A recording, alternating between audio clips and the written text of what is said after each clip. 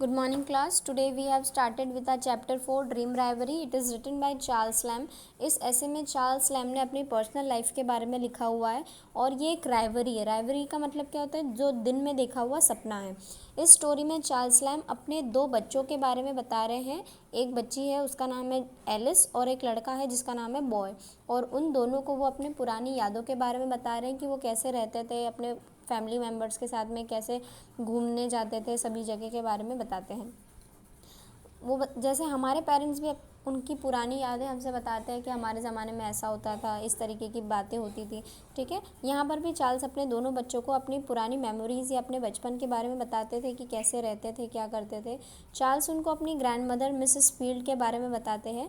She lived in a big house, और Charles के घर से जो घर बहुत ही बड़ा था, मिसेस फील्ड इतने बड़े घर में रहती थी, बट वो उसकी ओनर नहीं थी। ठीक है, वो घर उनका नहीं था और वो सिर्फ वहाँ पर रखवाली करने के लिए रहती थी। और वहाँ के जो ओनर थे, उन्होंने, क्योंकि मिसेस फील्ड का नेचर बहुत अच्छा था, बहुत रिलीजियस लेडी थी, सभी लोग उनको बहुत मानते थे because she was humble, polite and kind hearted.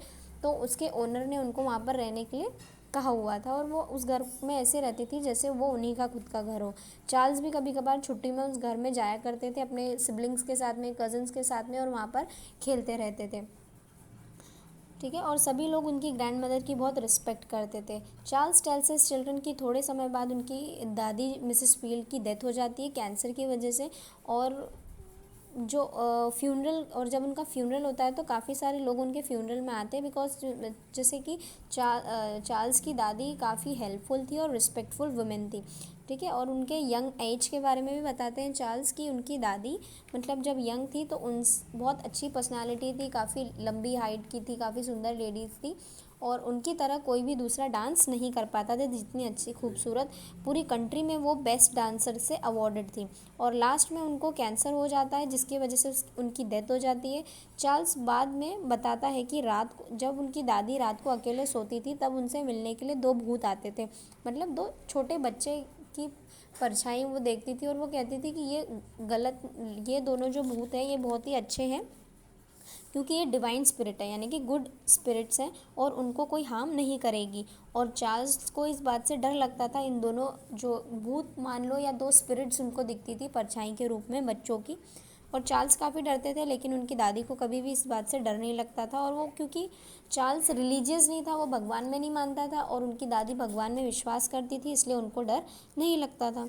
ठीक है, और ये सारी बातें बताता है कि हमको हमारी दादी बचपन में काफ़ी प्यार करती थी और हमको आज भी उनकी बहुत याद आती है। Now Charles Lamb tells his children about his brother John Lamb who is uncle, मतलब कि जो उन दोनों बच्चों का क्या है, अंकल हो सकता है या चाचा हो सकता है, ऑफ बोथ द चिल्ड्रन।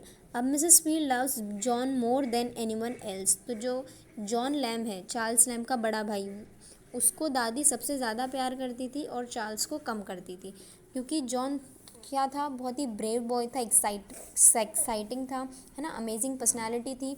ठीक है, टॉल, डार्क, हैंडसम और ग्रेट था, और मतलब उसकी पर्सनालिटी बहुत ही अच्छी थी और उसको सभी घर के भी लोग और बाहर के भी लोग बहुत ज़्यादा चाहते थे, क्योंकि वो हॉर्स राइडिंग करता था और उसकी बहादुरी की सभी लोग बहुत पसंद करते थे, सब उसकी तारीफ़ करते थे, घर के लोग भी और बाहर के लोग भी, क्योंकि चार्ल्स बड़ा था और सबसे पहले उसी को सबसे ज़्यादा प्यार करते थे। As Charles was lame means एक पैर से चल नहीं सकता था। जैसे कि चार्ल्स जो था वो एक पैर से लैम था, इसलिए जॉन उसको अपने साथ घुमाता फिराता था और बहुत प्यार से रखता था। और थोड़े समय बाद जॉन की भी डेथ हो जाती है और चार्ल्स सारे मोमेंट्स याद करता है जो उसने अपने बड़े भाई के जॉन के साथ में बिताए हैं। और उसके बच्चे कहते हैं कि अब हम इस आपकी इन सारी कहानियों से बोर हो रहे हैं और अब हम अपनी मरी हुई माँ के बारे में, यानी कि उनकी जो मॉम की डेथ हो गई है, अपनी मॉम के बारे में जानना चाहते हैं। तब चार्ल उनको बताता है कि उनकी मॉम और उन दोनों की मुलाकात 7 साल पहले हुई थी उनकी शादी के, और उनके जानते हैं कि और कैसे जैसे उनकी मॉम के बारे में बताते